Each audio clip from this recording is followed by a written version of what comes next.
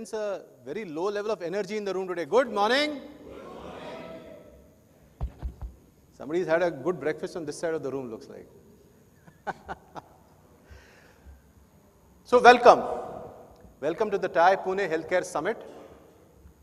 It always pleases me to see a large audience like you gathered on a Saturday morning, and all because of the fact that you are passionate and you are interested in the healthcare space in India and globally. My name is Ajay Hiraskar. I am a charter member at TiE Pune, and I also happen to be your host and MC for the evening, during the day today.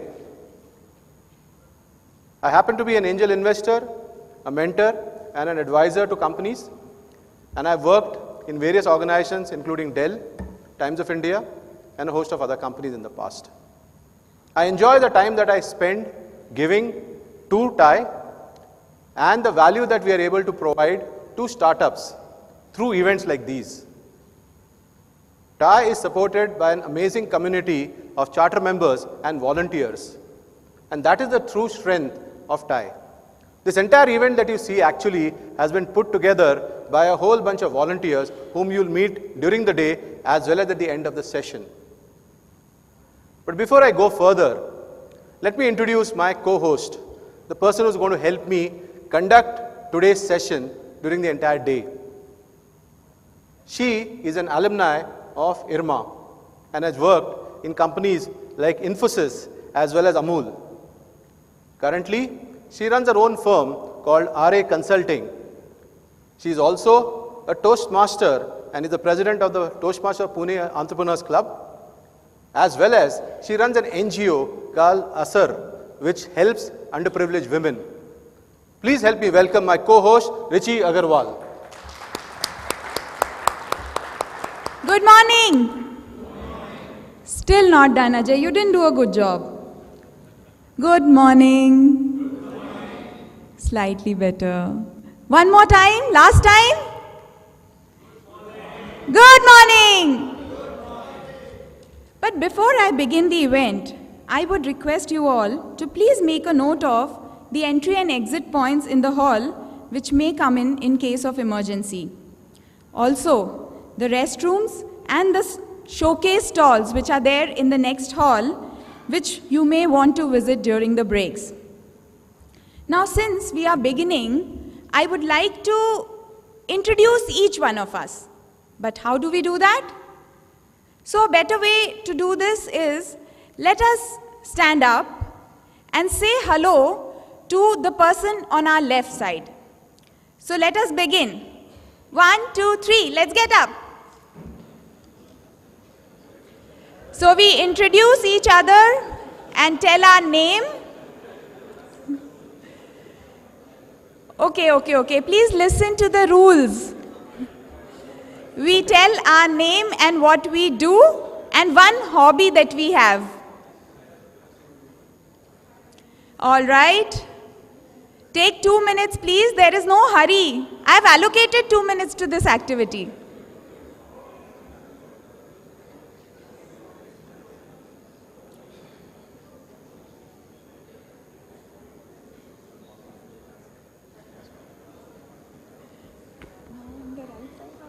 की जरूरत नहीं है, वैसे भी लोग कर ही रहे हैं.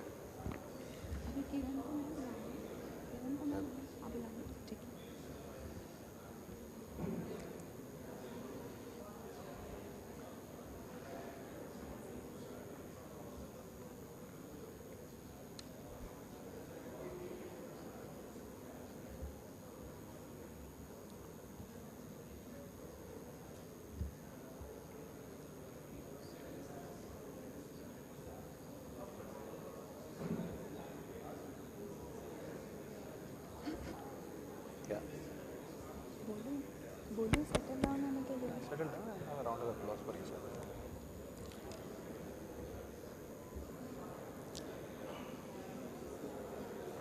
Thank you. Let us settle down now.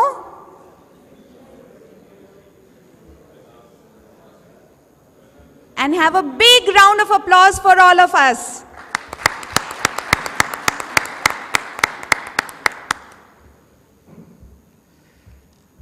Like we say in TiE, One of TiE's purposes is networking, and I could see very clearly that most of you did not want to let go of the opportunity when you got it and were reluctant to actually sit down.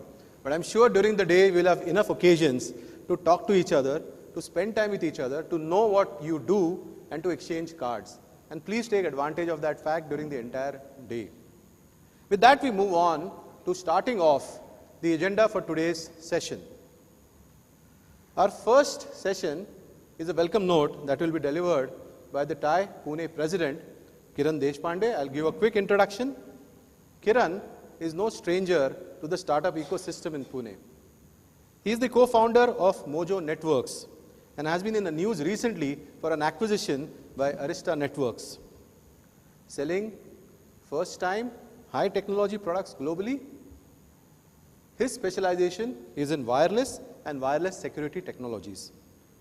He previously headed Tech Mahindra as a CEO and worked also with TCS prior to that. He is an alumni of the Birla Institute of BITS Pilani and the IIT Mumbai. He loves playing bridge, cricket, and is an avid reader. He calls himself a hobby photographer, and I'm sure we might get a taste of it as we go along. He's the current president of TiE Pune. Let's welcome Kiran Deshpande.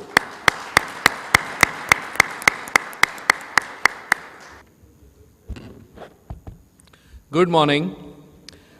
I think you have demonstrated your decibel level, energy and healthiness to Richie and Ajay, so I'm not going to ask you to do that. First of all, welcome everyone to this second Healthcare Summit by TiE Pune. My own approach to healthcare is very simple. Keep mind simple, eat well, do exercise, and take life as it goes along. So beyond that, I don't see much around it, but this is one area which has caught attention not only in the world. In fact, we are in the 25th year, over 20,000 members, over 60 chapters around the world.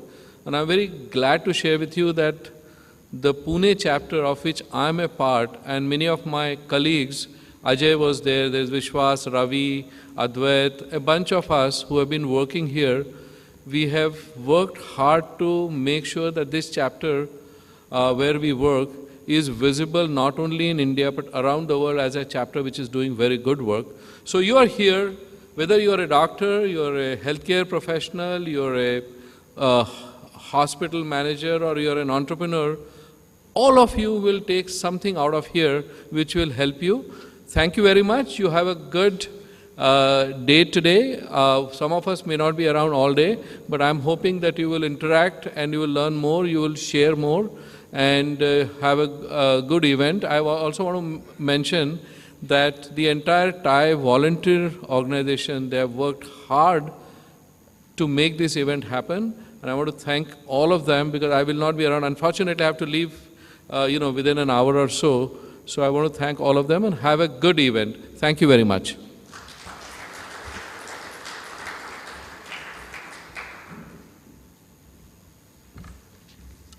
Thank you, Kiran. We all want to keep healthy and we all like to eat well, right? But exercise and physical work, Kiran, you will have to really lead us to it. We want to do it, but we are too lazy to do it.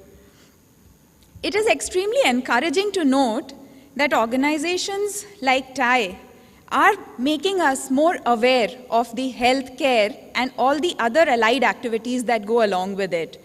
And even more interesting is that a lot of startups are putting in a lot of efforts and energy into bringing in products and services around healthcare. So you would be able to see a lot of that today.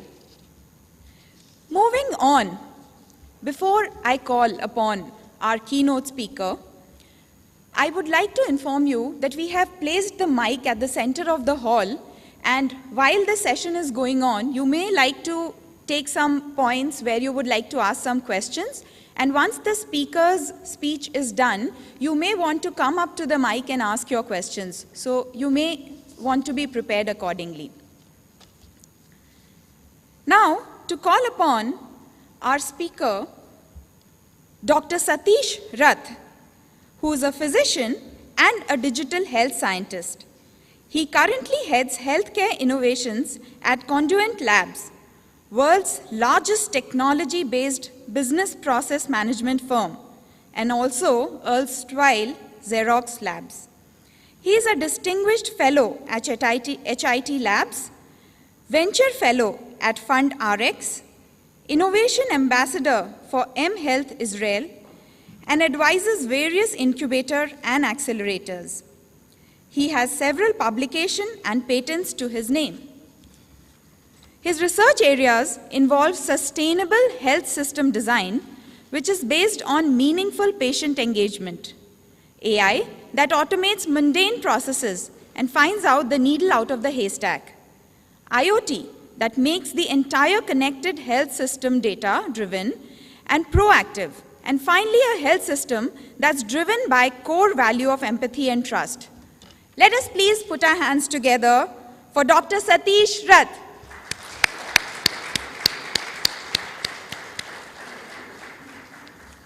That was quite a, I think, bit long and introduction. I would just say, to keep it simple is, I'm a doctor who is practicing digital medicine now. And, till now, I think, we have been practicing analog medicine and digital medicine. And maybe the time has come where medicine mainstream becomes digital so that, the maximum of the value, actually coming out of this. My very purpose of getting into digital health or, being a doctor, this is the most common question which is asked to me is, why after MD Pediatrics, intensive care, you have to go to digital health? Basically, the kind of problems I had to face, basically the kind of, inefficiency I have to face, basically the kind of, unanswerability to the patients that, why I cannot, answer them fast, why I cannot do things, which are much better, much easier, much cheaper, and much more better to, experience with. That is the key motivation for me, actually, to get into this part. And we also heard the president, we also heard the Ayushman Bharat, we also have, been going through the learnings of Obamacare. This has been the same story throughout the world, that how do we make equitable health to each one and every one. And I strongly feel, I think a holistic approach of digital medicine is going to be the cure for this.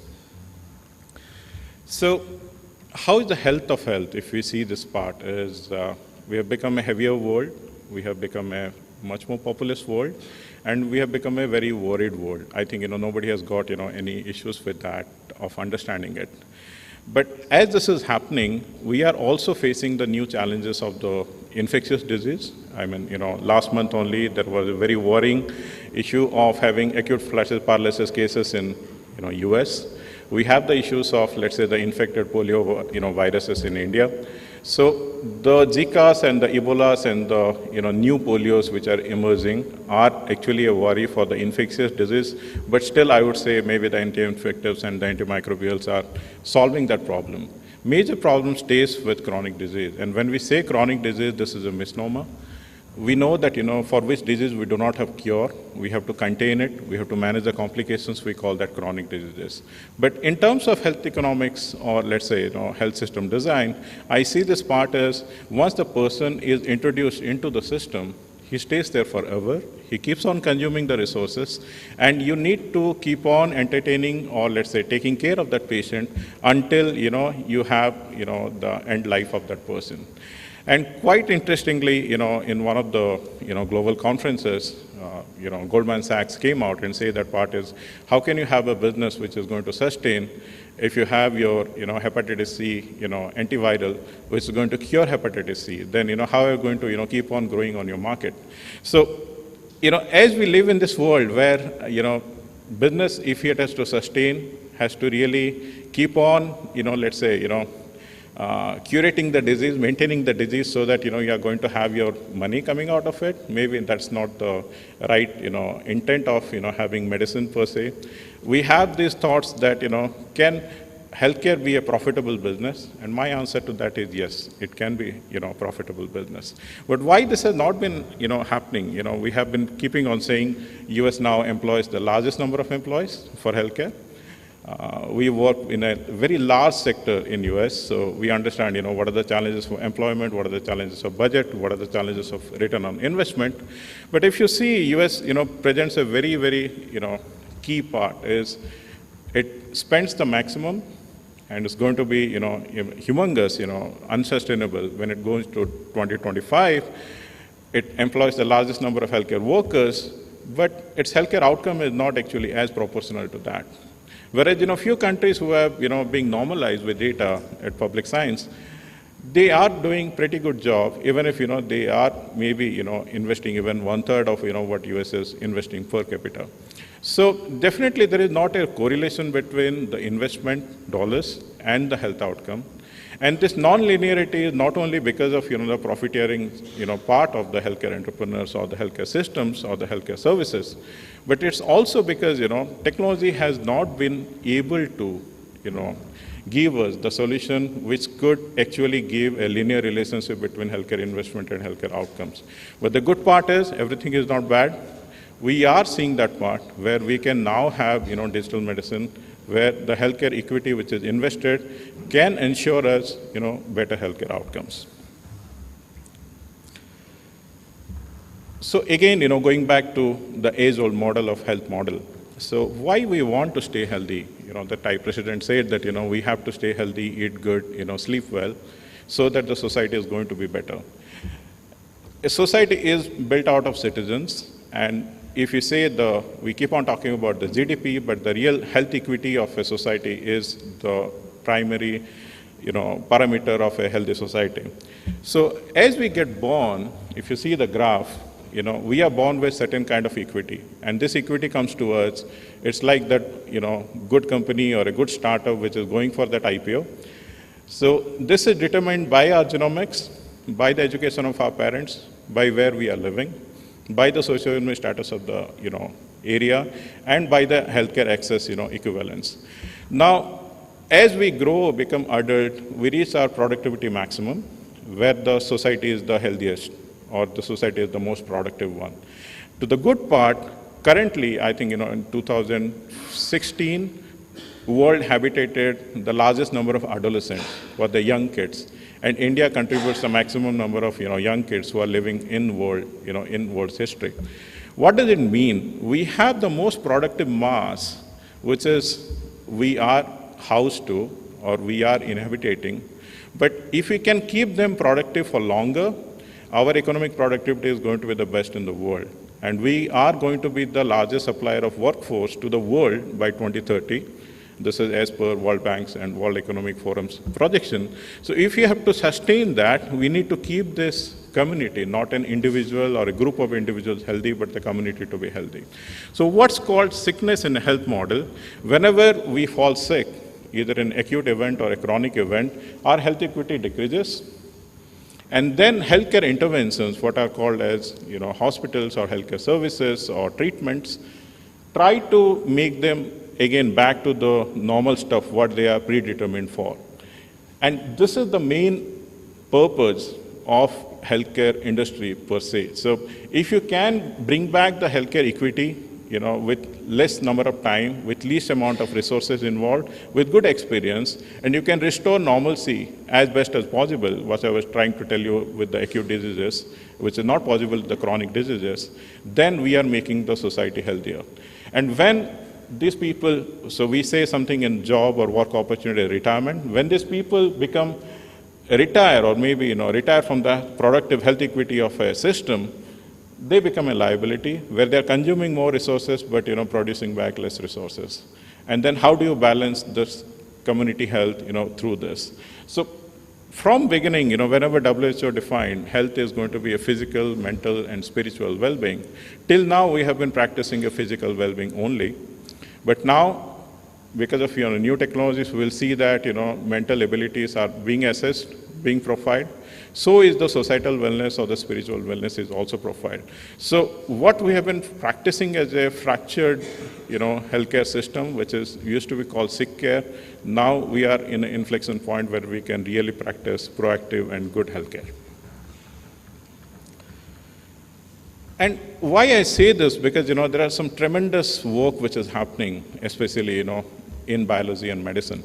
Our understanding of medicine, which I would say maybe 10 years back, has been so slow and so superficial. Now we are able to really see much deeper, much finer. When I mean I'm able to see much deeper, much finer, there's a great amount of work which is happening in genomics. There is a great amount of work which is happening in microbiomes. Microbiomes are the healthy bacteria which live inside us, and they are considered to be the main people who are responsible for the metabolic diseases, for the infection, for the newborn sepsis, for cancer even. So our understanding how diseases are happening is opening up very, very finely and very, very accurately now. Also, if you see circadian rhythm, which our Vedas or the Vedantas or the Upanishads told us that, you need to wake up in the sandhyas and then, do your, food. So the food size is actually, the plate size should be ideally looking at the sun size. If the sun sets, you should be stopping your food. And this has been proven actually through research now. And few of the Nobel Prizes also went into this part is most of our metabolic clock runs with the circadian rhythm. So as we are knowing more and more about this part, our understanding health equity of an individual, health equity of a citizen groups, health equity of a country is becoming more and more real and more natural. So I call that the health stack is now getting defined. When we say a real health stack, what's the genomic composition of a person, what is the genomic vulnerability of a person, what is the microbiome composition of the person, how he compares within the society, and how he is compared with his peer within the world, within his genetic type. This kind of health stack is being defined now, which is a great opportunity for health entrepreneurs and health scientists. But is everything is into the biological level or the molecular level, or is everything is a cancer, blockbuster, which is not there? So if we really look for, how the cardiac, health has progressed, it's not because, there is a great blockbuster medicine which has actually solved or reducing the deaths due to cardiac attacks. Most of the deaths have actually happened because of the careful care coordination, public health initiatives, encouraging people not to smoke, not to take alcohol, to do more exercise. This has been great impacts on reducing the cardiac mortality. So the point I want to make is, it's just not that, we know the molecular level details, but also the care coordination, which can happen at much large scale when digital medicine comes into play, also plays a very important role in, containing diseases. So we are at a stage now where the care coordination or preventive healthcare or the public health initiatives, which can really work at scale, which used to work at the NGO level, which used to work at a community level, now can work at country levels, now can work at international level. So this part, which digital is really taking into scale now, what we are seeing now, in the similar level, we are understanding also much deeper about a person's profiles. When these two things are mapping and matching, we are at a stage where we can really provide proactive care. But as this is also happening, I want to draw your attention also to the last year Wall Street Journal, conference where most of the, thinkers come in. We have started living unknowingly 28 hours in a day. What it means is our brain is actually working 4 hours extra because of these great digital devices, what we call as smartphones or smartwatches or the TVs or the internet digital consumptions.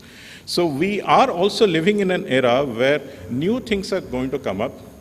The blue light which is emitted from our smartphones is creating havocs. It is from autism to, let's say, hyperactiveness in the children, to in old age, we are having effects on this, due to the overexposure of these digital devices. So as we are talking about digital devices and digital medicines, we are also discovering newer perils of it, and this is a reality like, global warming. So I call this a digital warming. This digital disease warming is a very big phenomenon which is happening right before birth till it is, leading us to the Alzheimer's or the death. And we need to be also discovering, keep on discovering as these things are happening. So looking at all this, what are the state of innovation? As I was asked to talk on, build to scale. One of the biggest, which comes to mind is EMR. When we talk about innovations in healthcare, is EMR. And the last MIT review article, if you read the part, is, the front page is the picture of a, baby who is, drawing that, how do you see your father who is a doctor? And the baby says that, I see him as the overpaid bookkeeper. So EMR, which, also I'm a culprit into, the 2003s and early 2002s, were made to do bookkeeping for hospital workflows. Till now, we are not sure whether we are investing into EMR, are we getting the clinical benefits out of it, or we are investing to EMR to do the bookkeeping part of it. It does a great part in bookkeeping, keeping the finances, keeping the workflows, keeping the discharges, giving the bills. But when it comes to the healthcare data, we still don't have longitudinal data within the EMR. And this is a big stuff, which is a great problem area, but also this is a big opportunity area for digital medicine to look into. When you look for providers, I have, free friends here, but, when I see that, how far people have been successful in providing new protocols which are much more effective, I think, that proportion is coming down. The way it should come down, how infections should be controlled, or how chronic disease should be controlled, how mental health should be controlled. Barring few centers of excellences, we are not seeing that. But there is a big thing which is seen in the big hospitals, if you walk around, especially in India, is they are great hospitality places. So you would see this analogy between EMR, which is doing the additive work or the non-clinical work. But if you go to many of the POS hospitals, you will definitely get a very good lounge, you will get the best soup, you will get the most expensive coffee, and you will also get the most, part of the bill. I don't say hospitality is not an important part of hospital workflow, but if your business is coming out of your hospitality not because of your medical care, that's an area of concern. And especially with IS-1 Bharat being launched, this is the area which most of the providers said that, no, we cannot, work around this area. We cannot do a cesarean operations around 7,500 rupees. I think that's an opportunity area. If entrepreneurs come up and say, yes, we can provide quality care, but at a lesser cost, that is going to be an important part. Same we see about retail pharmacy. Everybody is looking for, to emulate an Flipkart or a Walmart. But, are we able to provide better care? Are we able to provide adherence? Are we able to provide trust? That's an area, what we need to scale. Same about bots, same about AI. Watson is a great example. We kept on, putting it in the social media that, Watson needs to come out with some peer review articles in journals, and it lacked it. And recently, I have worked with, her, earlier at Philips, and majority of the Watson team has been asked to step down. It's a great experiment. We have learned out of it that you cannot boil the ocean.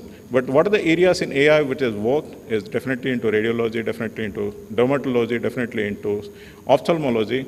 But it's not yet ready to evangelize the entire healthcare system. So there are learnings in AI also, as well as there are learning in the other places also. So why this is happening? We are part of the evolution, and this is my work. What I say is we are in the state of encephalized evolutions. Humans and birds are the most encephalized species in the world. What it means is our functional cortex, or the brain, or let's say the thinking or the rational brain proportion to the entire brain's quotient, is the highest in the world, and it's highest on nature, and then it's keep on growing.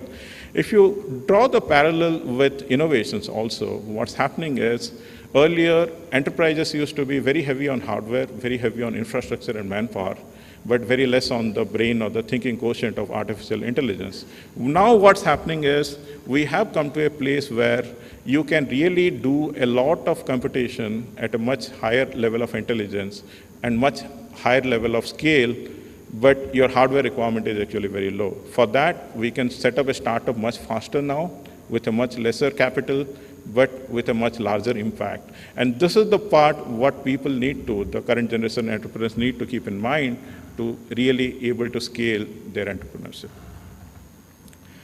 So is it possible? Yes, we have to divide the part between entrepreneurs and the enablers. So I would consider maybe a TiE or a government or a regulator or an FDA to be an enabler, whereas individual entrepreneurs needs to focus on their stuff. And if the handshake happens, this is really going to work out good. So people need to be really aware about the health stack.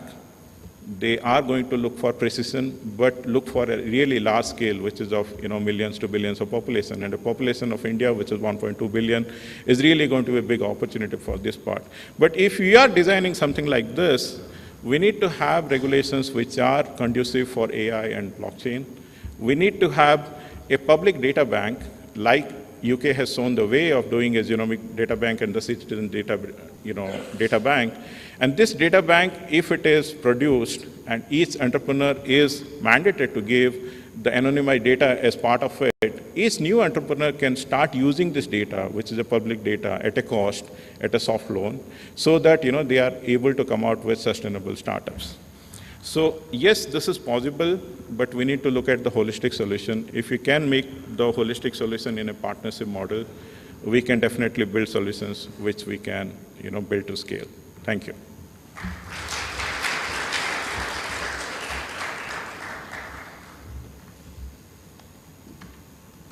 Questions later, as time has gone. I'm open to questions. Yeah. All right. So, in the interest of time, we would like to have 2 questions from the audience, but I would request you to make your questions a little crisp and without any intros. Do we have any questions, please? Yes, Kiran.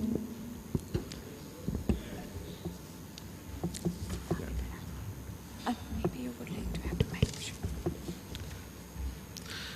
So I used to work in AI, Satish, and therefore I'm more conservative than optimistic. I'm optimistic, but I'm more realistic on AI. I think in the machine learning and this area, we're just beginning to scratch the surface of what we can do. Yep. However, the expectation is very high. Computing is only one part of it. So do you really see something happening in very, very quick time, like 3 to 5 years in this area?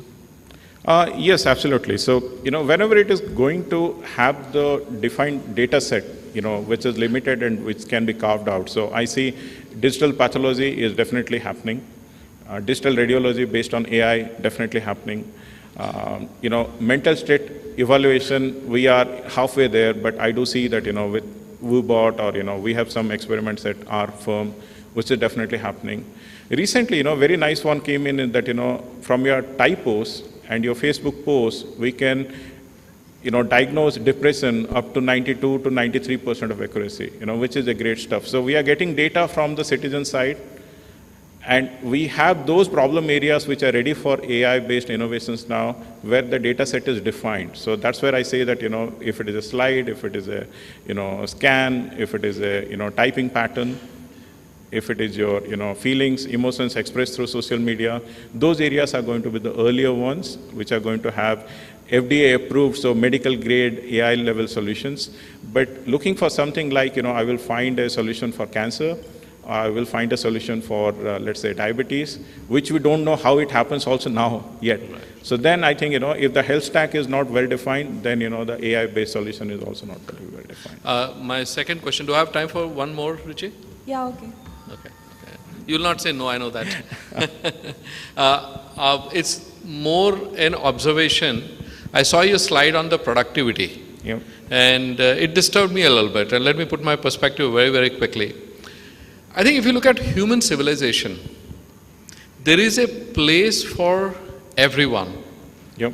And it should not be, let me put my personal view, be measured only by productivity and wealth creation. Mm-hmm. I'll give you an example. Here's what, when I'm a 10-year-old or 5-year-old or 10-year-old, I see my grandparents, whatever, 70 plus. When I am 70, I'm seeing a 10-year-old. So a human in a full life sees about 150 years of that. So wisdom, transition, culture, art, continuity, all of this is part of getting old and passing the baton. So if you bucket it under if this person is productive or not, I think we are missing the point. So I'll leave it to you, but I think we should discuss it somewhere. I don't think we have time to discuss. I thought I'll make my view here. But I think I agree with you completely. And, that's the part is why we call this healthcare as sick care is, the payers find there is less money and the shrinking money. to take care of a huge amount of population. So what they identified is, I can fund or do the premium for the person who is healthy, but I'm reluctant to do the premium for the person who is not healthy. And that has been the system till now. And I am strongly against it. It's not only opposed to it, I'm strongly against it. It cannot be like this. So it has to be that, we need to identify the community level of premium, and the healthy people should bail out the people who are not well. And we need to also look at the spiritual angle and the societal angle of health. We have been concentrating only on the physical angle of health. So when my grandfather is with my grandson, or let's say, my father is with my son, the learning what he provides and the immunity what he provides to him through societal learning is great, and that's a big part of the community health. So that should be. So there are some aberrations, Yeah. stuff here, but just bucketing it on the physical side, I guess, which is a one view of is a siloed view. is incomplete is all I'm It's saying. absolutely a siloed view, and that's where loneliness now have become a department in UK Health. There is a minister for loneliness, because most of the people who are elderly are getting lonely, and if you stay lonely, you get more and more inflammation. So it is a very important part of your spiritual well-being and societal connectedness, and should be And technology may have a part to play in making. It's a big part to play, because we can connect them. Thank you. Thanks. Thank you. He's there. Yeah. Yeah. So, thanks, Dr. Satish. It was a very good presentation. I just have one question. You mentioned care protocols are not coming in as many. Do you have any insight? What is the reason for the trend? Is it because they are not being created, or is there any barrier to that? Or has it anything to do with digital enablement? Sorry, I'm finding hard to listen. Can you? The care protocol. You mentioned there are not enough care protocols coming in. Okay. Care? Protocols Yeah. from the care Protocols. providers, right? Yeah, so care protocols have been done, very manually. So every hospital, brings a care protocol, and then, they test it out, and then, there is a process to publish it out. Yes, this is the best care protocol. Now, any manual process to go through this, process of, being defined as a best care protocol takes a long time.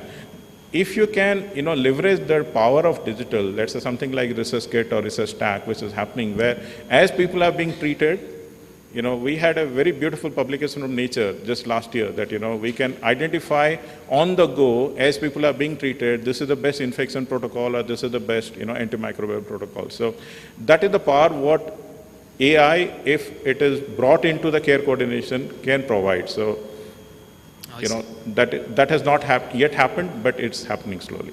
Okay, thank you. Thank you. I understand we have a lot of questions, and the first speaker for today, the keynote speaker, but I am, can we take, okay, so we will have to connect offline maybe? Yeah, sure. No, just a question on how does the liability, legal liability, and what is being done has the effect on the scaling part. I mean, I see a lot of things are yet not being defined, and a lot of technologists, and all of us are technologists trying to do something here, and there's a blockage from the legal liability because healthcare professionals are looking at the liability part. Anything you can throw light on what is happening that side? Yeah, so from the health stack part, you can look for the genomic biobank or the microbiome biobank, that is one part which government has to take care, not for the entrepreneurs, but for the citizen data, let's say from the Twitter data or the portal data or your first Facebook data and the other stuff, that is a big part which we call it the digital phenotype now, or the digital biomarker. So both these parts, when they are mapped, there is a big opportunity where profiling of the entire population of the, healthcare can be done. Thank you. Thank you. I would like to call upon Mr. Ravi Nigam to please come on the stage and help us felicitate Dr. Satish Rath.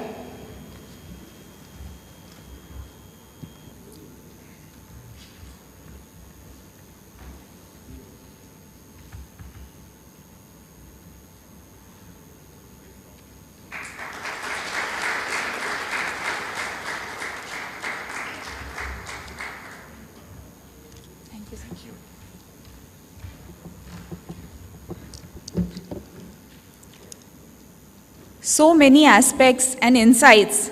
The most inquisitive thing that I think Dr. Satish Rath spoke about was digital warming that is coming up. and I am more curious to understand how we can look at a more holistic solution to this challenge, because we can't abstain from this, absolutely.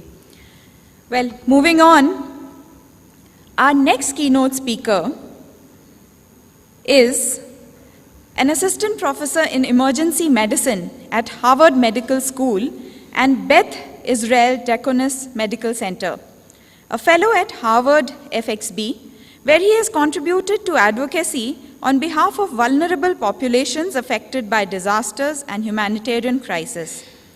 Earlier, he served as director of the Global Emergency Medicine Program at Weill Cornell Medical College, New York. Recently, he co-led the Hurricane Maria mortality study. Balsari's signature initiatives include Project Encounter, a customizable portable digital surveillance tool, which was used at the Kumbh Mela in India, and Voices, a crowdsourced online disaster response analysis tool. In March 2017, Pranab Mukherjee, the then President of India, awarded him India's highest honor in medicine, the Dr. B.C. Roy National Award for outstanding services in the field of socio-medical relief. He has also been an Aspen Ideas Scholar and an Asia 21 Fellow of the Asia Society. He has specially flown down from the US for this conference. He has just reached about 4 hours back, and it is a great honor indeed and a privilege for all of us to have you between us. Let's welcome Dr. Satchit Balsari.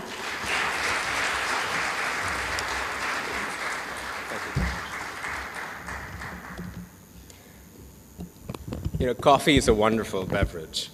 I hope doctors never find a problem with coffee.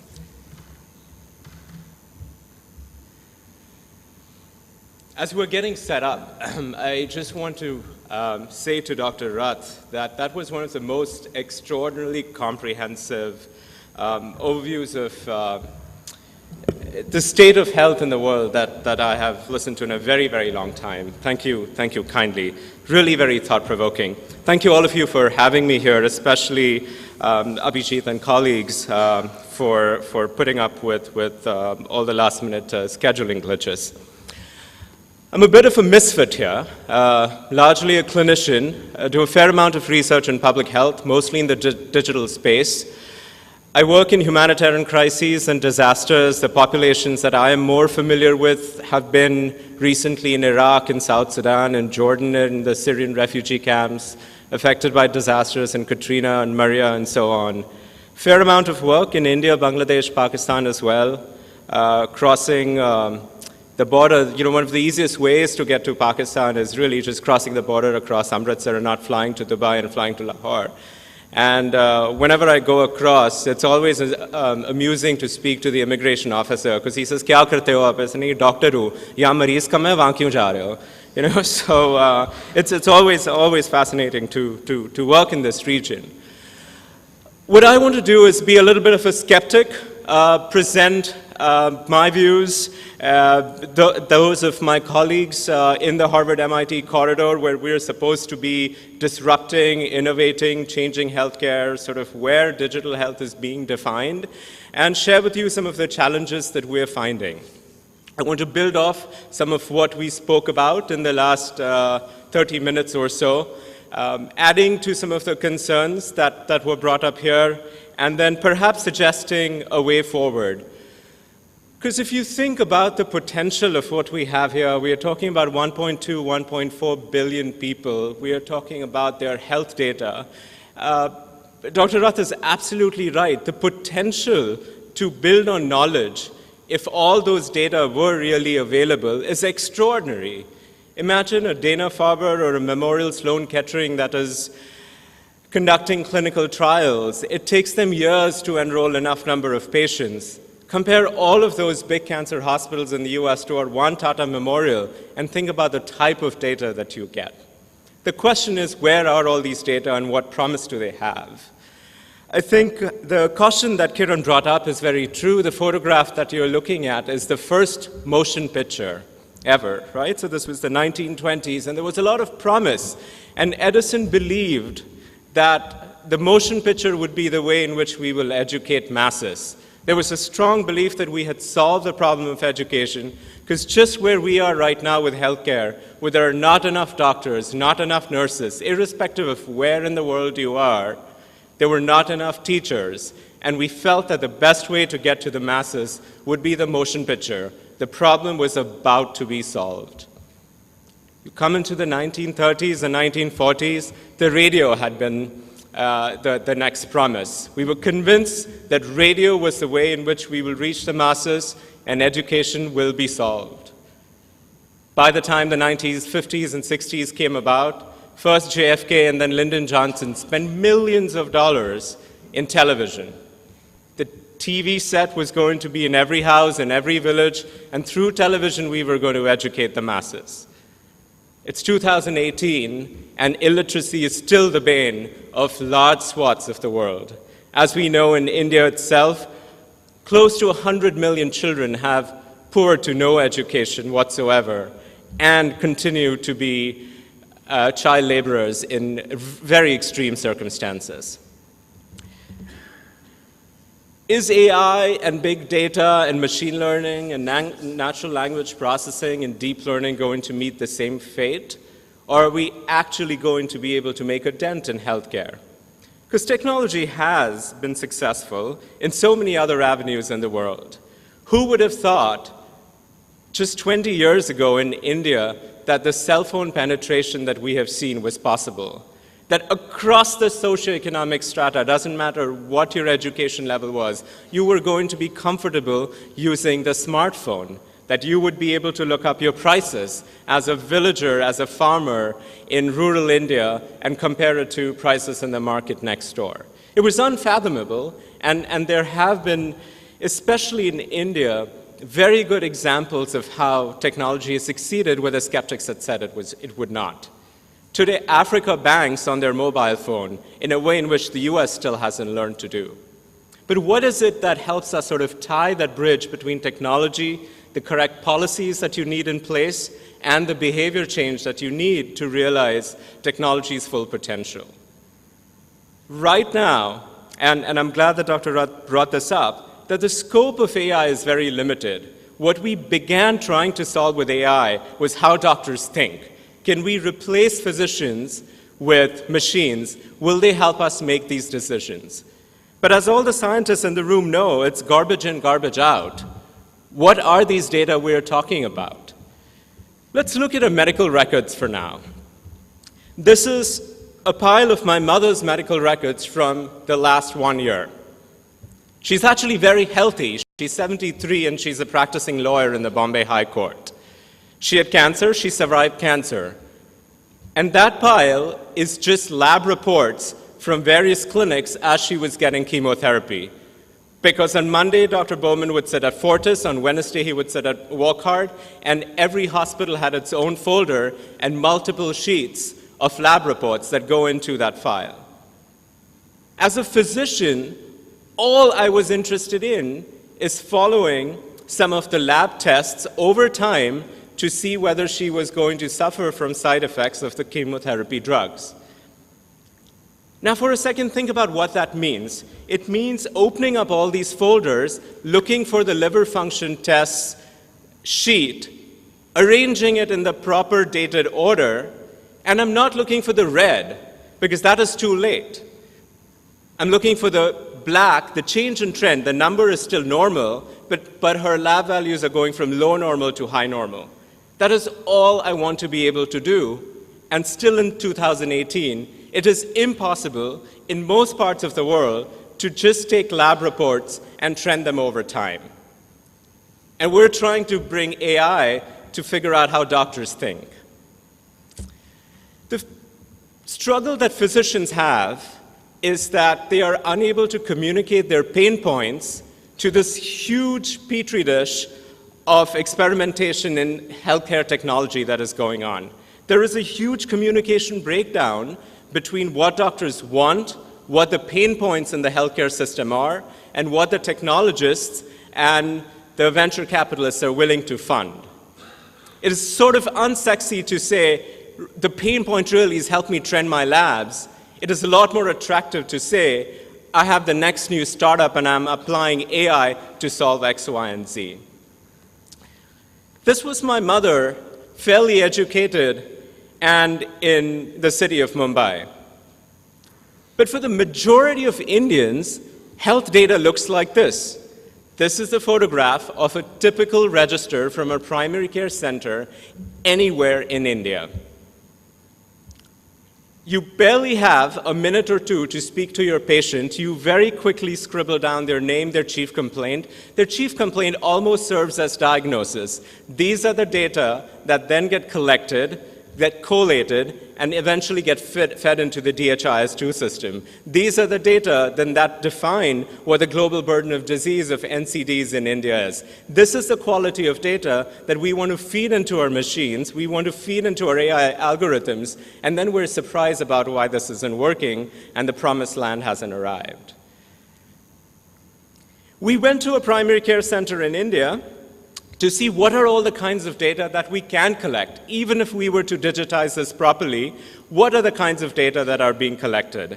I remember from my internship days about 20 years ago that there were 4 or 5 different registers where you had to repeatedly write the same thing, you know, name, age, gender, because there was a malaria program, there was a TB program, and patients didn't often come with a diagnosis, they came with a chief complaint, and you might have to enter them in several different registers.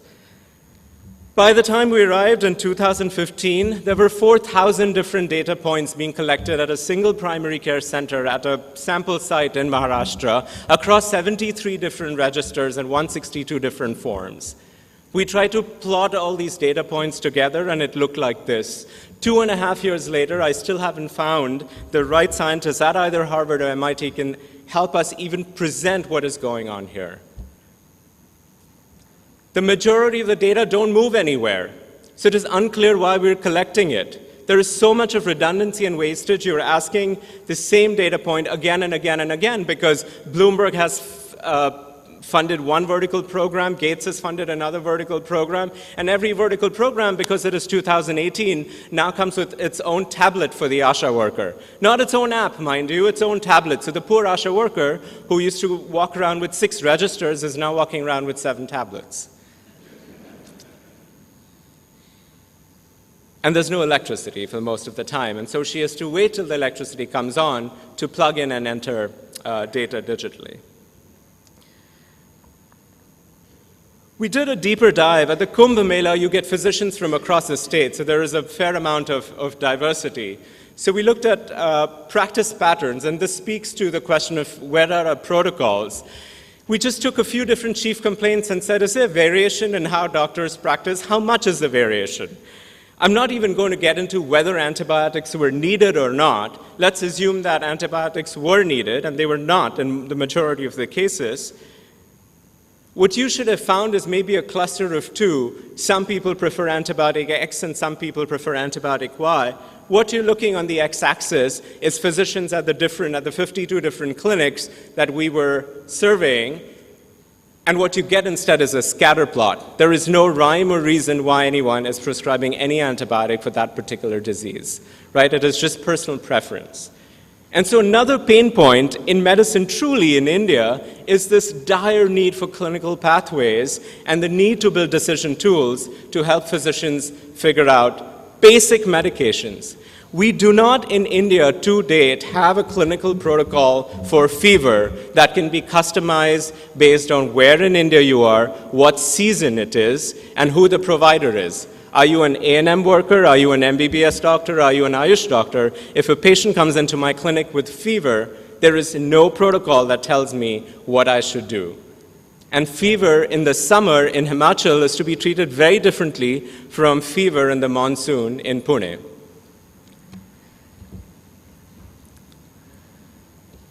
The types of tools that are coming down the pipeline, the type of software that are coming down the pipeline, run the risk of dying early deaths. And I think we're recognizing this, especially in the VC space. We have certainly figured this out in Silicon Valley, that mHealth is not the most attractive place to blindly throw money at. And there is more caution than there was 10 years ago. And one of the reasons for this, or one of the key reasons for this, is we've done a very poor study of the human behavioral aspect of how technology will be adopted in healthcare. It reminds me of these ambulances that you see across Asia and Africa, where the Rotary or the Lions Club donates an ambulance to a clinic, and you go a few years later, and the ambulance is sitting in weeds of grass, and there are deflated tires. Because what you have not done is followed up to see what the ambulance is actually going to do. The ambulance was a great idea, but who is it ferrying from what? Is there even a receiving hospital? And where is the funding to maintain the ambulance once you've gone away? What happens if the axle breaks down on a rural road? Where are the funds going to come from? And then finally, what is the ambulance going to do without a paramedic or without anyone trained in ACLS, BLS, or ATLS on the ambulance? The technologists among you will recognize a multi-point. It was a great Microsoft experiment where Kentaro describes this in the book Geek Heresy in the first chapter, No Laptops Left Behind, where the Media Lab at MIT was convinced that a laptop or a computer for every child was a brilliant idea. And then when they went to these classrooms, they found that when they had given the kids just one computer, they were all huddled around this computer, right? Because it was novel, and everyone was interested in using this one computer. And, Darwinian law, the big burly kids would shove out the little ones. So they came up with this amazing idea of just having multiple mice and multiple keyboards and this one terminal. And it worked really nicely. So they scaled it out across the state. And lo and behold, illiteracy and lack of interest in education was solved. No, it wasn't. I'm just kidding. So when they went back, they found that most of these places, the computers were locked up in the cupboards and nobody was using that. And when you go in and you find out what happened, you realize that it was very different when your entire team from MIT and Microsoft was sitting there encouraging these people to use the computer. Pilots always succeed. Even in mHealth, your little microcosm works very nicely. But to scale, we're just failing in understanding human-centered design. Those of us that are a little senior in the room would realize that in the 1990s, there was a movement from the National Institute of Design in India called Barefoot Design. It said we are designing for the wrong population. What we need in India is to figure out how the majority of Indians interact and what their healthcare needs are. What is happening in the majority of healthcare interactions, even sort of in the middle class and lower middle class, is that the physician-patient interaction is extremely tight and limited. There is no time. This poor chap was trying to explain to the doctor what was happening at his face, and the doctor didn't even have time to look up because the government had mandated that the entry had to be made in the register. If we replace this with a tablet where he has to go click, click, click, click, click, we have killed medicine in India. Let me give you an example from my own practice in a very rich hospital in New York. Before I moved to Boston, I practiced in New York City for 15 years at one of the wealthiest healthcare enterprises in the world. Anything we wanted was at our fingertips, including the EMR, which was the bane of my clinical practice. For a simple suture removal, right, taking stitches out, it would take me a minute or two at most. It would take me 84 clicks from turning the machine on to off to write the note about the suture removal. Because to describe the suture removal, or to describe suture placement for that matter, I would have to talk about the length of the suture, the depth of the suture, whether or not I cleaned it, what material I used to clean it, what suture material I used, what type of stitch I put in, and how many stitches I put in. Clicking a box that says I clean the wound neither cleans the wound nor does it protect me medical legally. This is a bunch of garbage that creeped in when we developed these EMRs to certify insurance claims. We are at the precipice of about to make this mistake in India because we are going to scale because of Ayushman Bharat. But the national health stack that is being proposed is anchored around insurance claims. And unless we're imaginative in India about how we define what data we need, if we start looking west to figure out what the standards of these data should be, as you develop your apps, as you develop your softwares and your startups, if you willy-nilly take examples from the West, you will make medicine unsustainable in India. Think about what a clinician needs as information for suture removal. All I need to know is how many stitches did the previous fellow put in. That is the only data point that is important, because I don't want to leave a stitch behind when I take the stitches out. Everything else is garbage. This is a photograph of 70th Street in Manhattan. That beautiful glass bridge connects two very wealthy enterprises. On the right is New York Presbyterian Hospital, a quaternary care center, probably providing some of the best healthcare in the world. On the left is a hospital for special surgery, an orthopedic hospital. The two are completely different financial and legal entities, connected by this bridge. Because a trauma patient that came into my emergency department would come to New York Presbyterian, because we were the general hospital. I would do a whole bunch of x-rays and CAT scans, call consults. And when we realized that the only problem that the patient has was orthopedic and did not need a general surgeon or another specialized surgeon, we would transfer that patient physically on that corridor to the hospital for special surgery. To date, the CAT scans cannot be transferred. There are, of course, malincentives for keeping the structure in place that are unique to the United States. But that scenario reminds me of those piles of files that my mother had. Interoperability, basic interoperability, has not been solved in healthcare. So we should probably not be putting money on machines trying to figure out how doctors think. What we could do is save millions of US dollars, healthcare dollars, around the world if we actually pay some attention to interoperability in systems that are as diverse as ours, right? The national health systems have figured this out. All the data sits in one place. It's all tagged to the patient ID. So for interoperability, our group has been working with partners across India, including with iSpirit, the collective that came up with the Universal Payment Interface and helped the government of India build India Stack. We very strongly believe that India is uniquely positioned. It is a green field for getting the health architecture correct, better than anywhere else in the world, because we have the IT knowledge here, we have the cell phone penetration we need, we have the internet connectivity need, and we do not have legacy EMRs.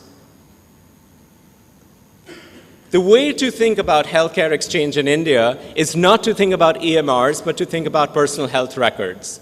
Let the data belong to the patient, and we have laws in India that support that.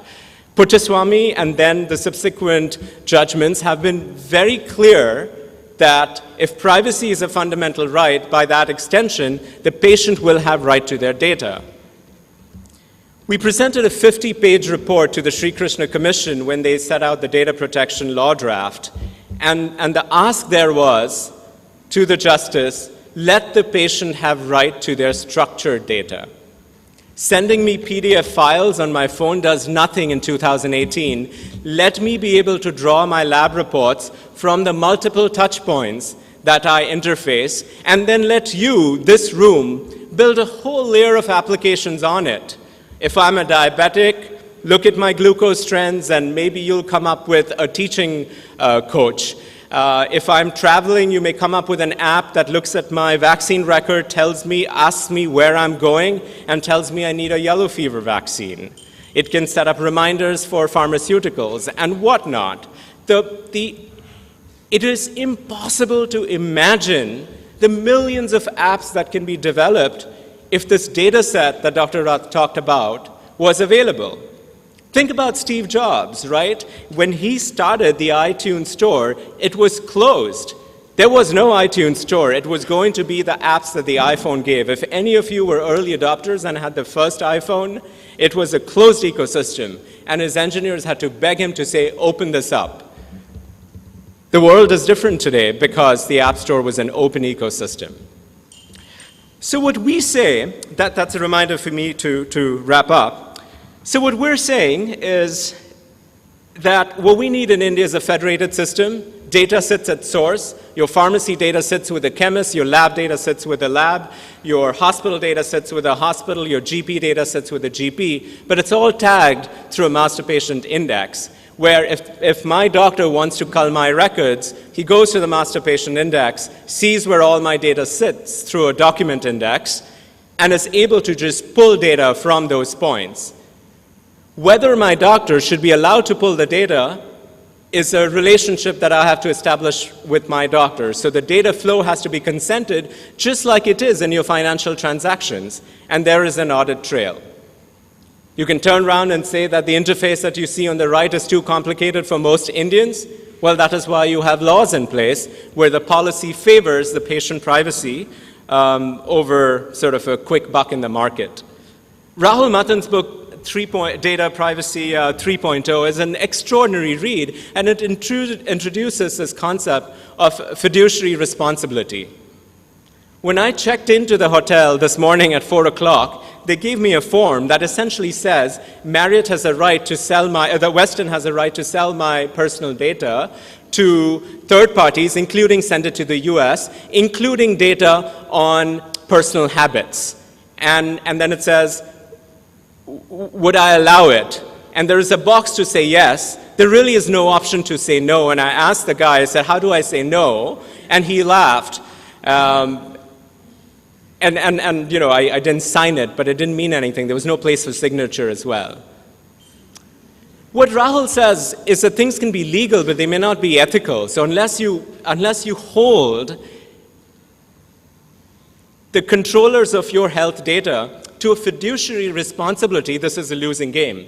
So we have to rethink data ownership for healthcare data more in terms of control and access, because data are generated by multiple interactions, right? It is me giving my blood sample to a pathology lab that may be a part of the hospital and somebody else is analyzing it. Nandan Nilekani has put out this article in Foreign Affairs in the October issue. And he says, look, India is walking a wonderful path. It is not the constrained path of the EU GDPR, and it is not the free-for-all path of the US internet scenario. We actually invested in Aadhaar as a public good. The controversies apart, and I'm not here to negotiate that because the Supreme Court has ruled on it, but the idea that the government rolled out this public infrastructure on which you could build multiple applications needs to be extended to healthcare. The architecture for healthcare exchange has to be a public good. And if we make that investment, there are millions to be made from the applications of those data sets that can be accessed. But even more, amongst those trillion data exchanges that will happen with our population of 1 billion might lie the solutions to our healthcare woes. Thank you for listening.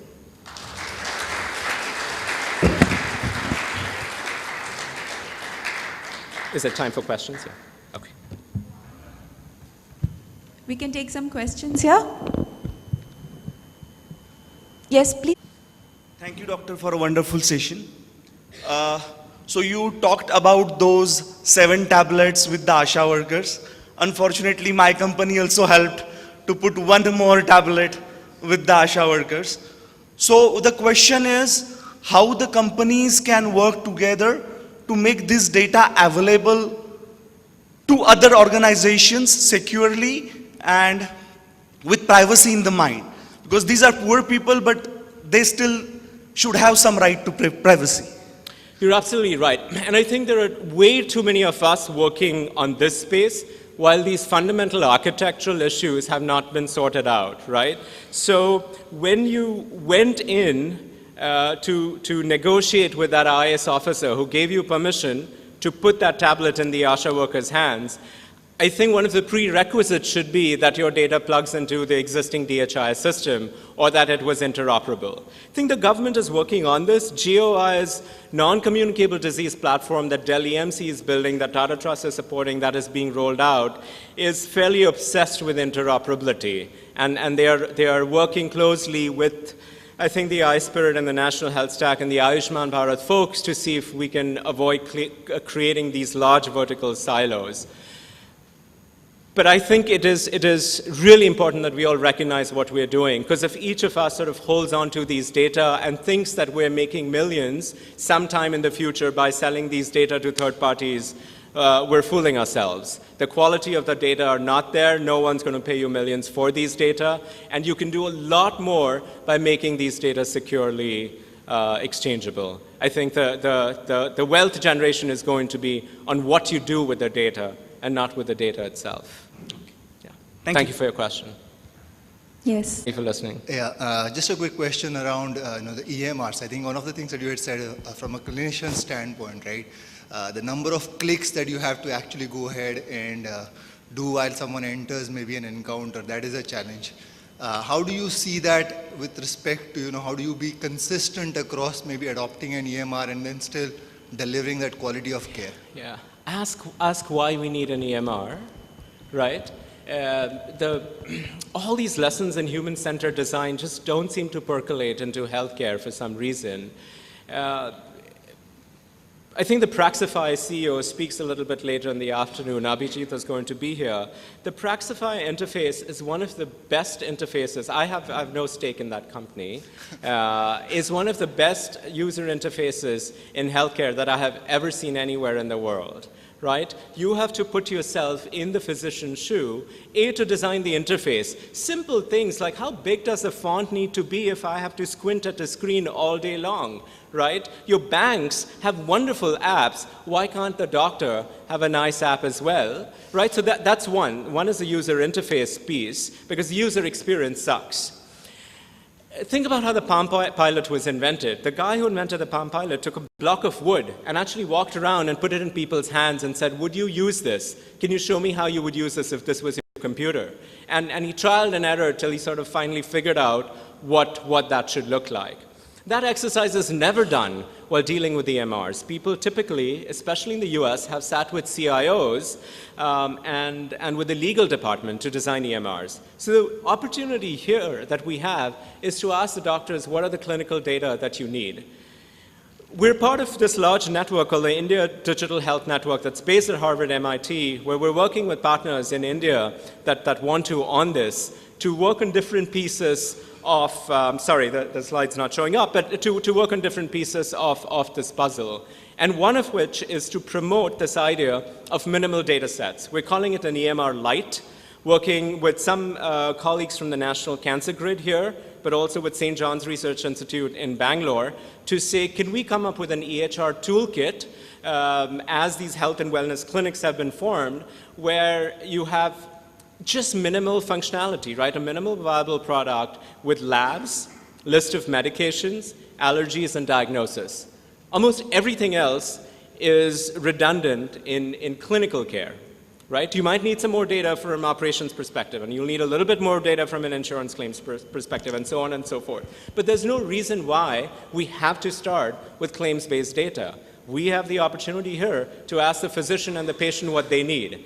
And those 5 or 6 data points that are most important for clinical and provider care are enough to build all the apps that everyone in this room is dreaming about for behavior change. Yeah. Thank you. Thank you for answering that. Do we have time for more? Last question, please. Thanks, Dr. Can you hear me? I can. Yeah. So thanks for the presentation.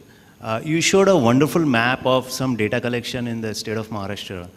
And I'm trying to understand what is the problem that was being addressed when the data was being collected, what was the goal of the entire project, because based on my experience and exposure in the Western countries, especially in the United States, it gets naturally assumed that we are facing the same set of problems that they are facing, which is not necessarily the case. So what is the problem that was being solved with that? Yeah, nothing was being solved. We were trying to understand. So we went in trying to say, look, if there had to be a new digital ecosystem at the primary care level, what does the data flow like? It was a very simple question, completely unprepared to find 4,000 data points, right? And as we started finding this, there were multiple questions that were then being asked, saying, how did we come to this point? And it came to this point because this is how healthcare in India evolved, right? One vertical program after another, different ministries, different priorities, and everyone had their own requirements for health data and reporting. Sometimes dictated by the state, sometimes by the center, and sometimes by international agencies. And no one actually took a step back because it is so daunting to say, can we connect data from different places? Also, all this happened before the digital ecosystem. So even if you wanted to, you would just make like 1 mega register. Like that would have been the solution. So as we try and digitize this, the question is, who is willing to negotiate with every program at the state and center to rethink what data they are collecting and to make it interoperable, right? There is backbreaking work to be done here. There isn't a simple fix. Or we can talk about disruption, but talking about disruption in a country where a large part of healthcare is still in the public sector, not sort of the financial number, but the transactions, the actual physician-patient interaction and the services are in the public sector, we still have to figure out the hardware issues. Right? You need to be able to convince a state to take a look at all their vertical requirements and say, this isn't going to work. Right now with the NCD and the GOI, people are trying to do that, but they're almost developing their own system. They're saying, okay, the NCD platform might become the primary care platform and we will build modules onto it. There's no reason to think why the next government that comes in might choose to not do the NCD platform. It might become the mental health and wellness platform, which will become the platform. And so we have to go back and say, can we just change the architecture completely, tag the data to the patient's identity, right? And don't interpret that as, oh, this is an Aadhaar number. There are multiple ways to do it, but essentially tag the data to the patient. So no matter what interaction you're having with the patient, anywhere in the ecosystem, your data is just building on data that already exists. There is no reason in 2018 to enter name, age, gender, zip code again. Absolutely not. It's a criminal waste of time. You know? So are you around? I need to speak to you because I am planning to work on a similar project. Yep. Are you around for the entire day? I'm around today, Thanks. till my jet lag hits in. Thanks. Thank you very much for listening. Thanks. Just hold on, Dr. Balsari. Just please wait. I would like to call upon Mr. Vaibhav Domkudwar to please come up and help us felicitate Dr. Balsari.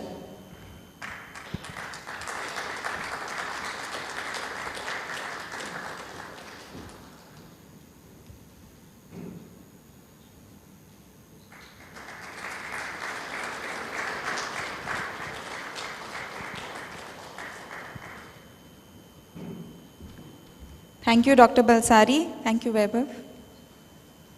From digitization of data to AI to replace the doctors, from robotic automation to need for relevant data, legal, ethical, we spoke about everything. Let us move on. And now we are going to call upon somebody who's the Vice President of Digital Healthcare at Reliance Jio. The digital healthcare team in Jio have launched Jio Health Hub, a platform that puts the consumer at the center of healthcare and enables a digital healthcare lifestyle for all its users. The platform brings together the entire healthcare ecosystem in the country to provide a seamless, convenient experience to the user. Prior to heading the digital healthcare team in Jio, Mr. Ganesh was based in the UK. He headed the healthcare division of TiE. Ganesh has had an experience in the healthcare sector in India, the UK as well as the US, and has several patents in the health and technology space.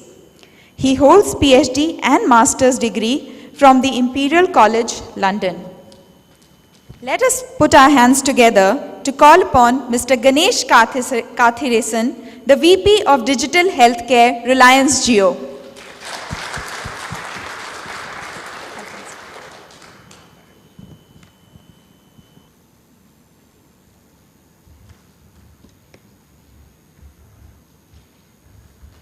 Good morning, everyone. Thank you for having me here. Normally, what I like to talk about in these things is digital healthcare. As she described just now, that's what my background is, and that's what I spend a lot of time on. But in this last week, before this presentation, I got a call from Abhijit, from the organizing committee.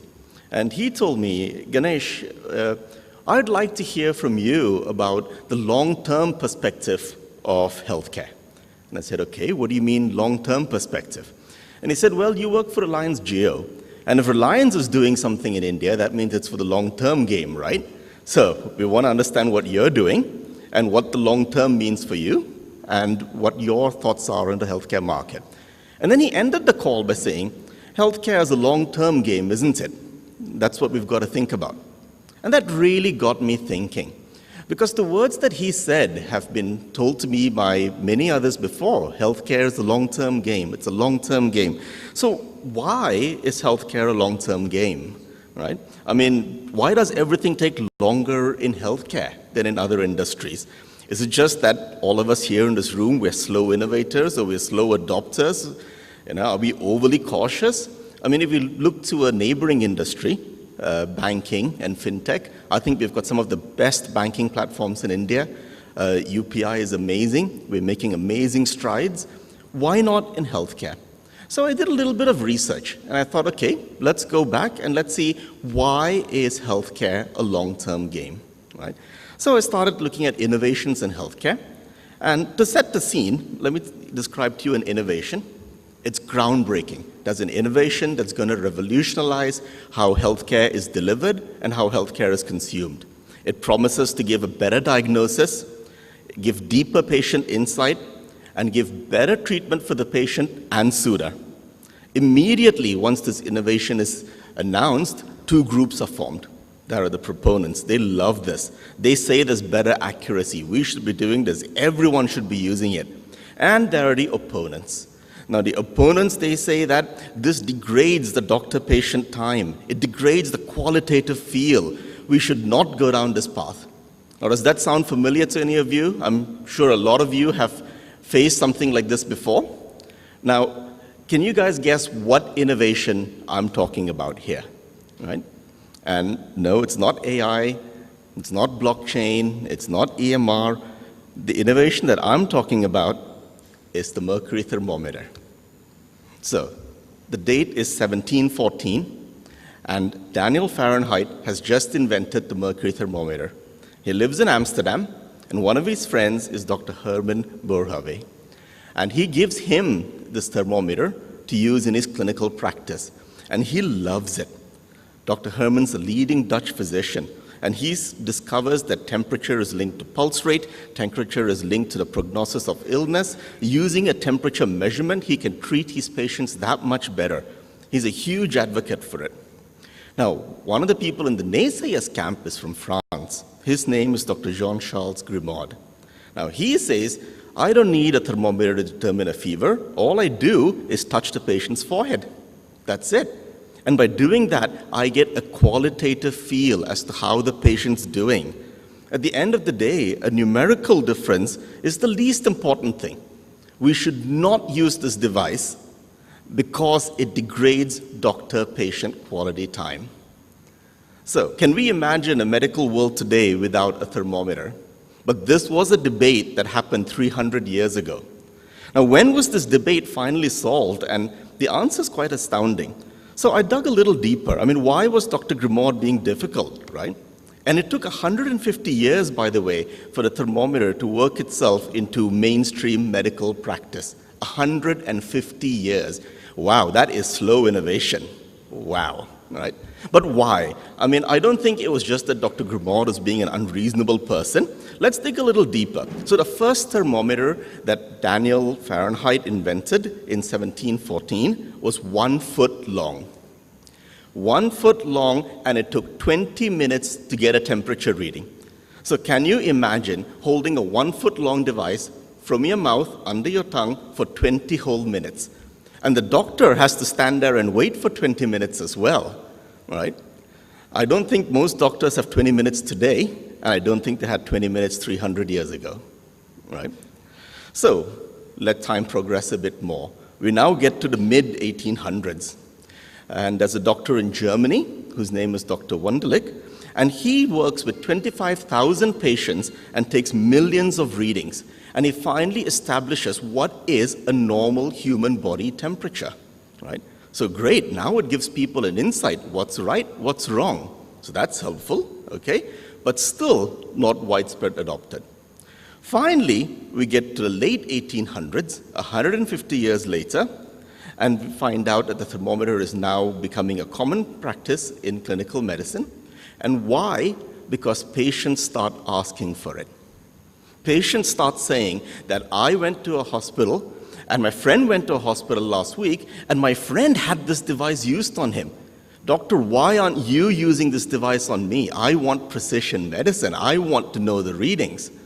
So this is, I believe, the first example of consumer-driven healthcare. And finally, when patients start insisting on it, 150 years later, we end up having the thermometer as commonplace in medical practice. Now, unfortunately, poor Fahrenheit did not live long enough to see what his invention had become. But that picture that you see over there is actually one of the only 3 surviving thermometers that Fahrenheit himself built back in 1714. And that was sold at auction in 2012 in London for £100,000. So, not bad. His invention had some legs to it. So, is it just a thermometer? I mean, have we got better since then? Let's have a look. ECG. So that picture is a picture of the first commercial ECG device. It was actually bought by a hospital in Glasgow in 1908. It weighed 600 pounds. And can you guys work out what the electrodes are, or where the electrodes are?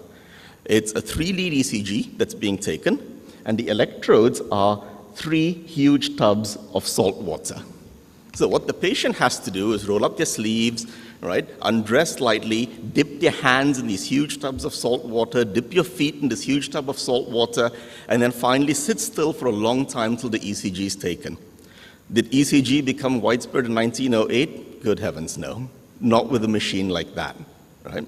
So in the 1930s, people realized you can use ECG to differentiate cardiac and non-cardiac chest pain. Okay, getting a bit better. There might be some use to this invention after all. And finally, it's the 50s by the time ECG is widespread and used everywhere.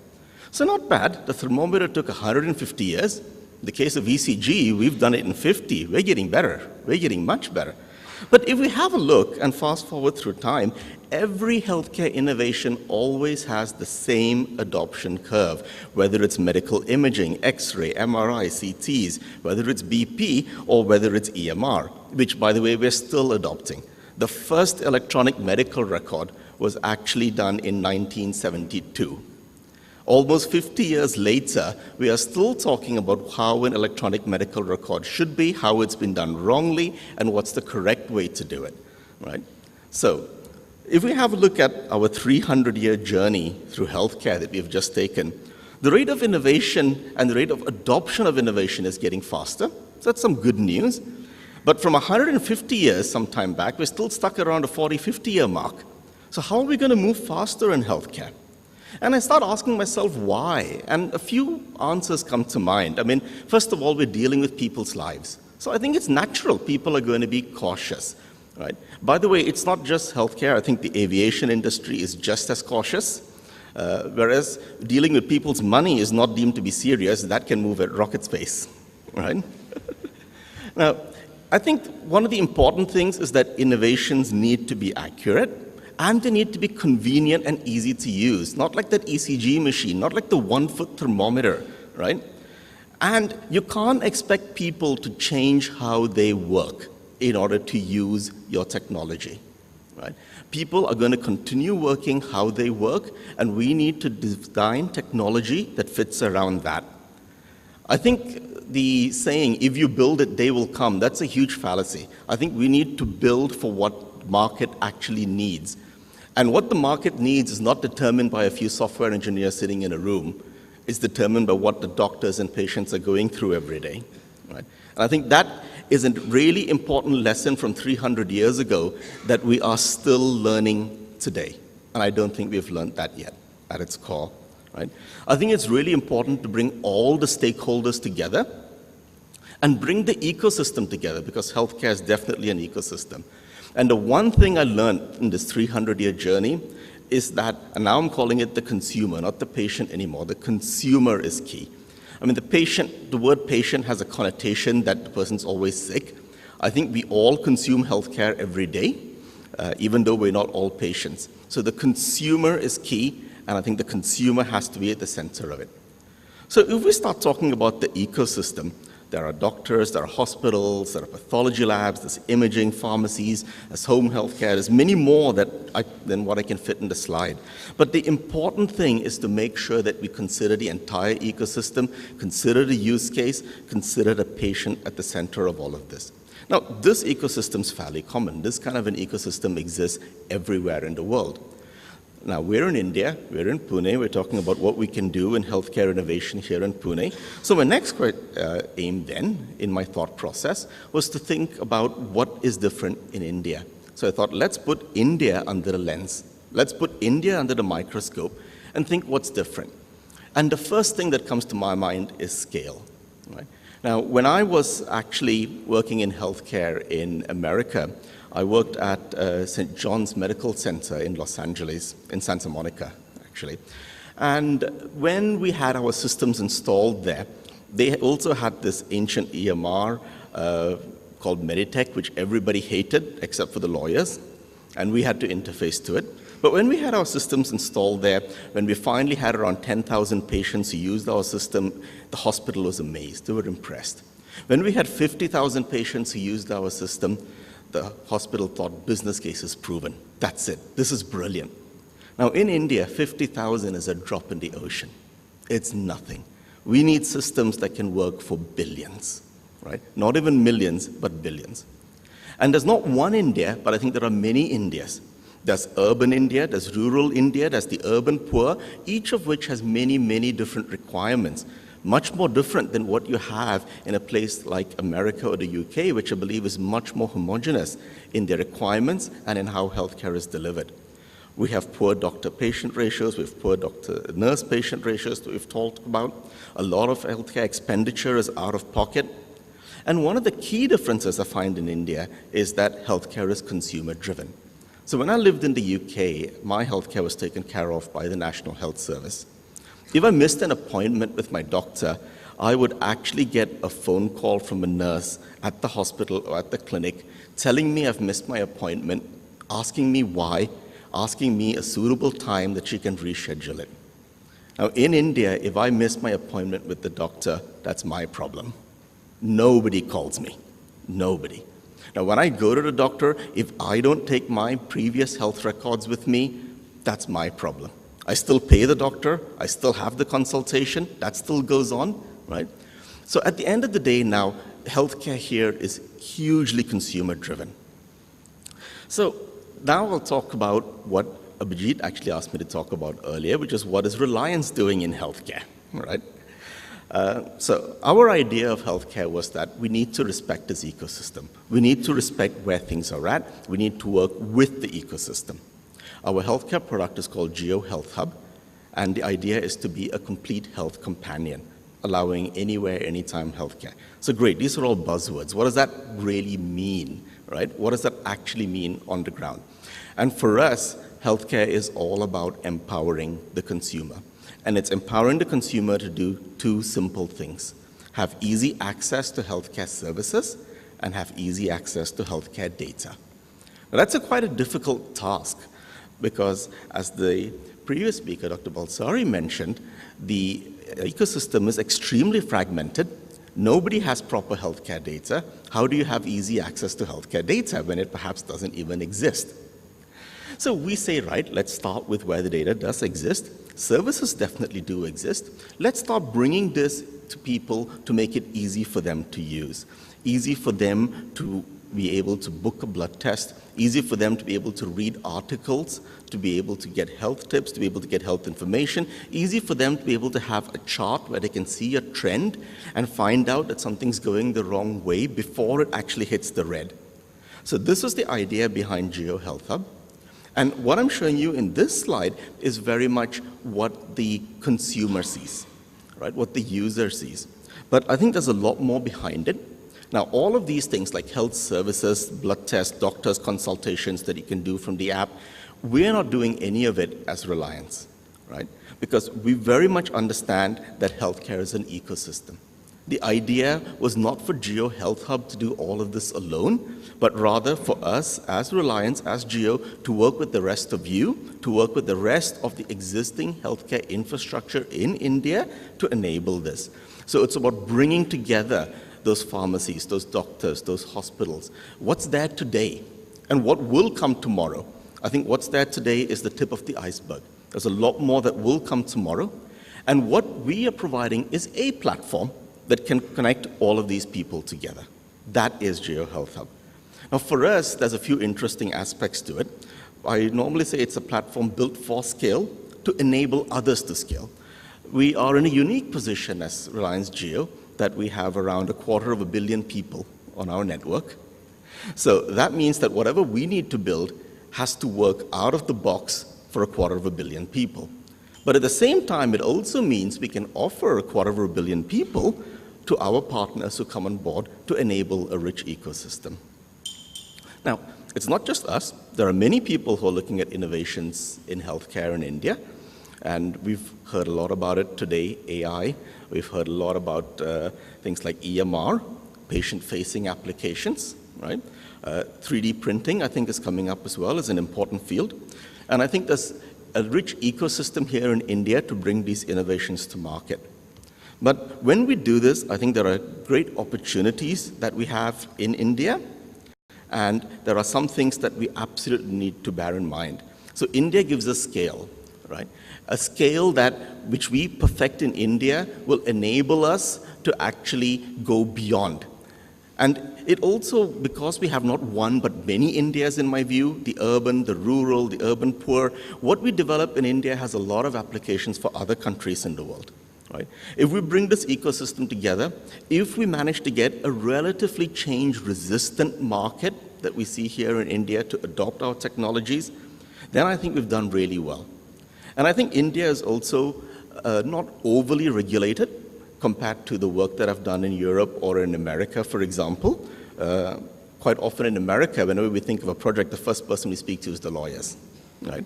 Thankfully, we don't have to do that here. And that means that we can innovate faster. But my plea is we have to remember the three most important things. We have to aim for zero change management. We need to respect the ecosystem that's there and bring it together, and the consumer is key. Now that is a message that I think we've been trying to learn for 300 years, and I hope we don't need another 300 years in order to actually learn it, right? So finally, I think that, looking ahead, there's one thing I wanted to say. Now, this is normally a slide that most people actually begin with. They bring out all the stats, the problem statements about India. India is the diabetes capital of the world. India is the heart disease capital of the world. Yes, it's all of that. But I think there's a great opportunity here that this is a green field, and this will allow us to also become the healthcare innovation capital of the world. So really look forward to working with all of you to make this happen. Thank you.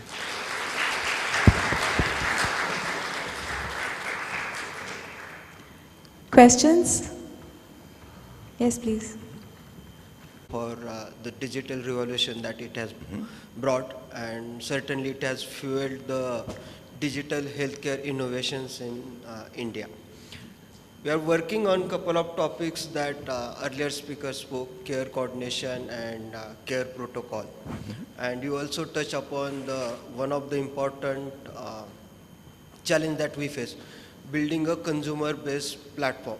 One challenge we face is like getting these digital records. So when you say Geo is building a platform, will players like us get access to say patients' information based on obviously the way patients share? So I can share that data in real time with doctors and build the further ecosystem.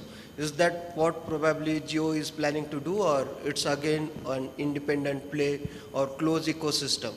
No, it's not a closed ecosystem at all. We're building a platform to allow people like yourself to come on board this platform, but whether you have access to the data or not depends on one and only one person, the patient.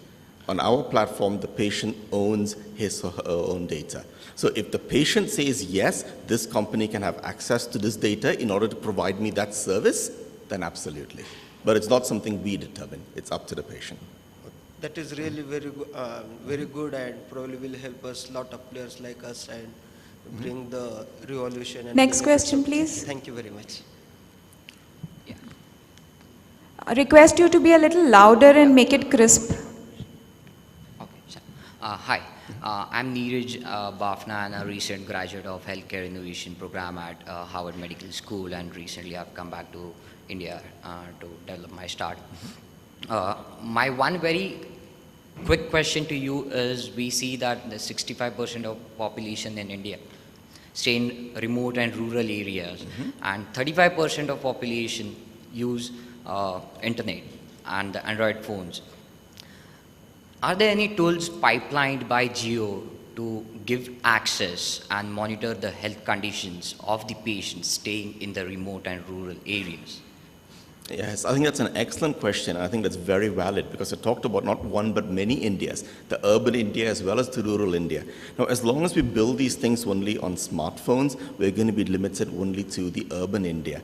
Whereas what Jio has done is released 4G feature phones, right? So this is your traditional candy bar kind of phones, and we will be having these kinds of applications on those phones as well. So opening it up to a wider market.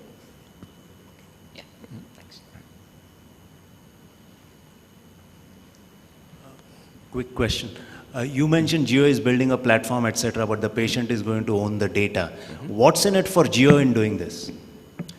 So, I know everybody always asks me that question, right? What's in it for Jio? Why are we doing this? I think there's two parts to it, okay? The first part is that as Jio, we want to encourage people to use more digital services. Now, having said that, we are not limiting this platform only to people on our network. This application, this platform is live today. Any of you, even on any competing network in the country, can go and download this application and can use this application. And the reason for that is the second part, which we believe there are some platforms like health, education, etc., which have to be made open for everybody in the country. I think it is the responsible thing to do. Last question.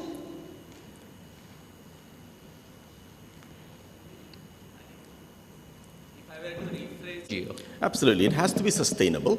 So we do have partners that offer services on this platform, and we have a relationship with the partners where after a certain amount of time there would be some arrangement between us and the partner. So the partner would be charging for the services. So the services provided by partners are not free.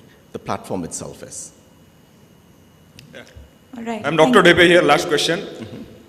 We are developing a teledermatology platform. So will the Jio ecosystem will be a closed one, or I can have that on Jio and the other platforms also? It'll be open, absolutely. Okay, thank you. Thank you. I would request Mr. Jitendra Tanna to please come up on stage and help us felicitate Dr. Ganesh.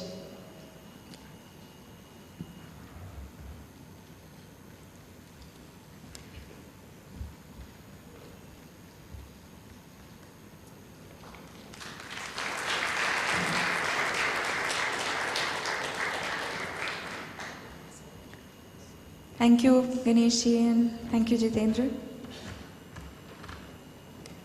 So we've heard about consumer-driven healthcare, and we heard so much interesting stories about the history of medical devices, the easy access to data and services, all which we have clubbed together in the product that Jio is bringing to us. Let us now look into what our startups for today have brought for us, and this is what you will see, which is there in the next room, a lot of products have been showcased by the startups of today. So now we are going to take a quick break, a quick tea break. Let us all assemble back at 11 sharp to begin the next session.